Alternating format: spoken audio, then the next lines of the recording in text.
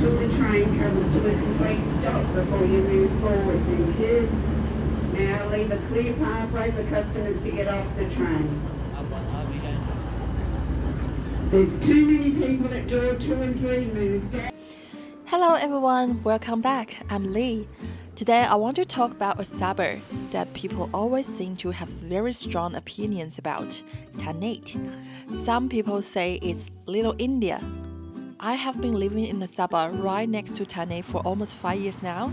It's where I take my kid to the playground, weekend activities. So in this video, I like to share what I personally see and feel, just a very honest look at Tarneit from my own experience. It's quite common in Melbourne suburbs for one cultural group to be very visible. For example, Box Hill has a large Chinese community. Sunshine has a strong Vietnamese presence, and Mornington remains largely Anglo-Australians in character. If this is your first time visiting Tarneit, you will notice it straight away. Yes, technically, it's multicultural, but because one cultural group is so large, the atmosphere naturally feels more one-sided. You feel it in the moment you walk around. The restaurants, the sweet shops, the clothing stores, the weekend festivals, and big family gatherings. Indian cultural and South Asian presence is definitely the most noticeable here. The reason behind this is simple: population structure.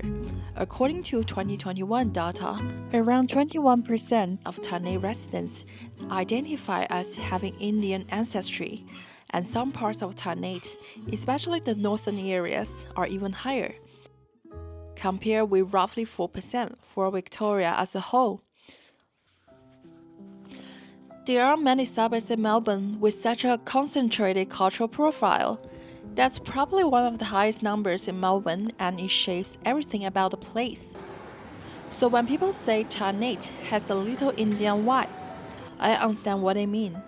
In terms of cultural visibility, it's very strong and very easy to notice in daily life. So why are there so many Indian families in Tarneit? One big reason is migration. India has been one of the largest sources of new immigrants to Victoria for many years. Since 2001, the number of Indian-born migrants in Melbourne has more than tripled.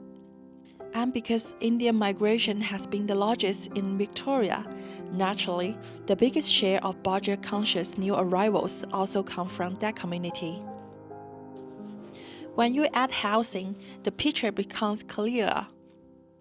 The median house price in Tarneit sits around $650,000 to $660,000, noticeably lower than many inner suburban or some more established Melbourne areas.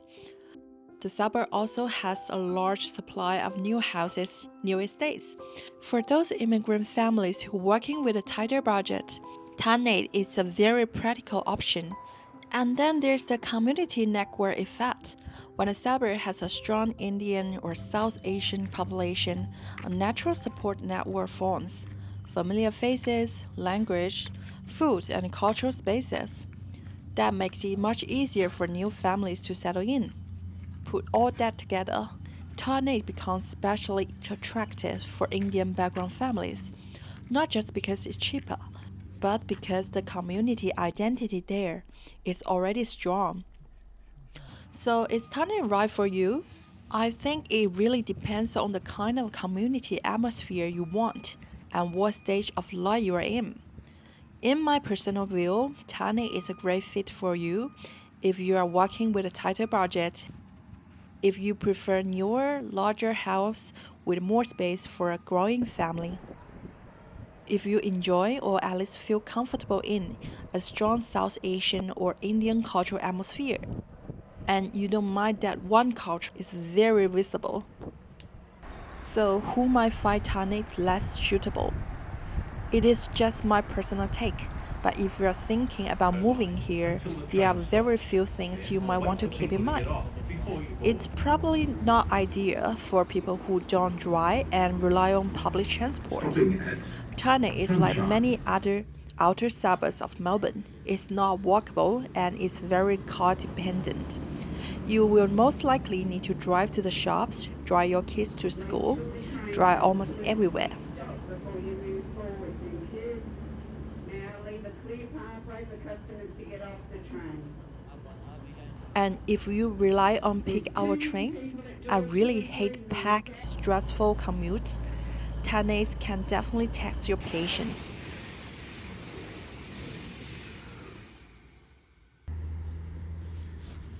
But I have noticed a small improvement recently with the car park at train station. When I filmed this video, I arrived at Tarneit station around 7:20 a.m. and still managed to find a parking spot.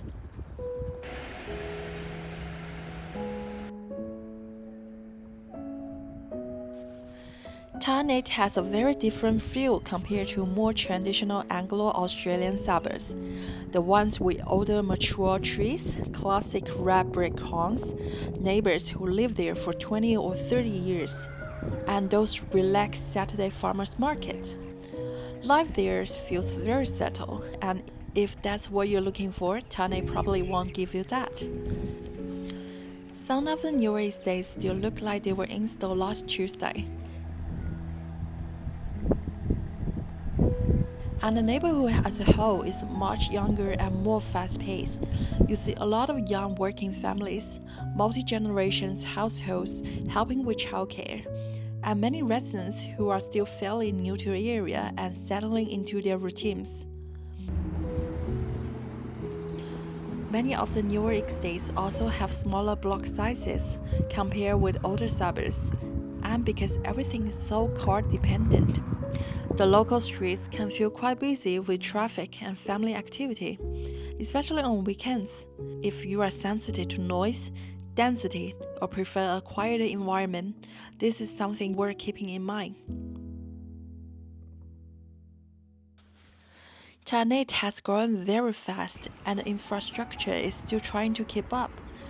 The closest public hospital to Tarneit is very Mercy. With the rapid population growth across Melbourne's Outer West, that hospital is already in the middle of an expansion. For anything bigger than Band-Aid, you are driving to Werribee or Sunshine Hospital. And it's the same story with other big public facilities. Tarneit doesn't have the large indoor aquatic center either, so families usually head to Aquapools and Werribee.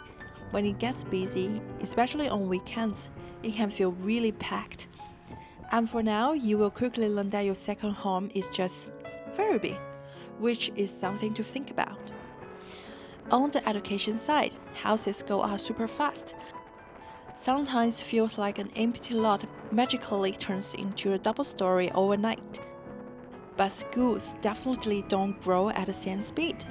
Tarneit is expanding so quickly, the local council has been calling for more state schools and school sites for years. Tarneit is a very young suburb with a high proportion of kids and many families. So it's very natural that many schools have a strong South Asian presence, simply because that reflects the local population. It really depends on what kind of environment you prefer. Some families feel more comfortable in communities where they see familiar faces or cultural cues. Others want their kids to be in a school with a more mixed group of students. If that's something you care about, it's worth thinking about whether Tarneit and the schools here actually fits what you want. Everything I share today comes from my own completely unprofessional observations, just what I saw and how I felt walking around the suburb. If you think I missed something, please drop it in the comments. I'm happy to hear your perspective. Racist or rude comments will be deleted. Thanks for watching. I'll see you in the next one.